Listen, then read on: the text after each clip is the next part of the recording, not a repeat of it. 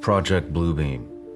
Can you describe what that is? Well, that's another subculture term that's been attached to a series of projects that involve what the Pentagon call a deceptive indication and warning, or a false INW, which is a false flag. And it's the ability to stage, through very advanced technologies, an alien attack or an alien event.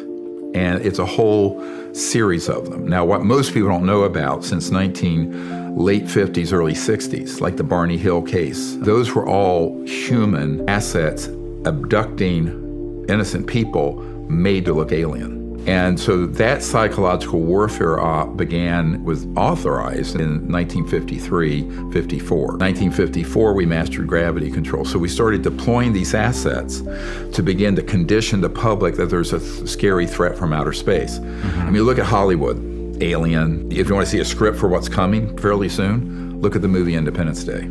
Okay. It's right at a central casting for this covert group. Their whole purpose is to create sort of a global militarized totalitarian superstate of the world fighting another world. It's like War of the Worlds. Okay. And that's been a 70-year defense plan. And I know people who've seen that plan. You know, where little David's up against an enormous Goliath.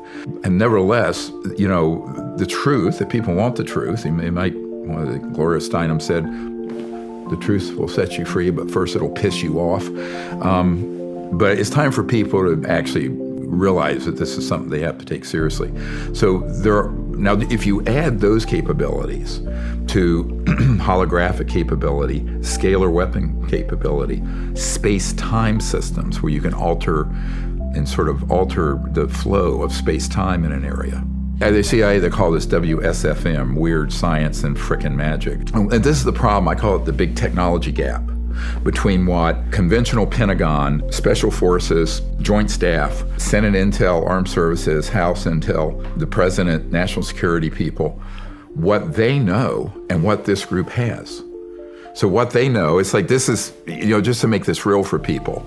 Years ago, the admiral in charge of J2 intelligence for Joint Chiefs of Staff, Admiral Wilson, that memo leaked out where he was debriefed by Dr. Davis, and everyone went, oh my God. And it states, I was there for a stand-up briefing, and what they don't know is that at the end of it, I asked the admiral to help us. And this is 97, this is 26 years ago. And he said, well, I don't know how I'm going to help with something when the best technology we can deploy is a B-2 stealth. And this other group have objects that can do circles around the B-2 stealth. And he acknowledged that to me.